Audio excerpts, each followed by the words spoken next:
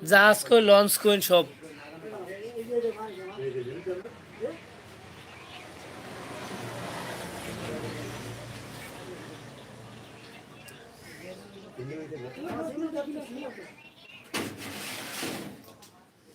বিদেশেতে যাইবে তুমি আমায় একা আমার বাবুর দুধ দুধ দুধ করে পাগল হয়ে গেল।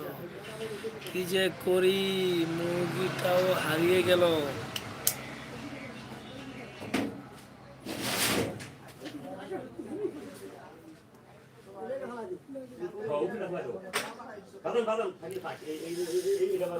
হ্যাঁ,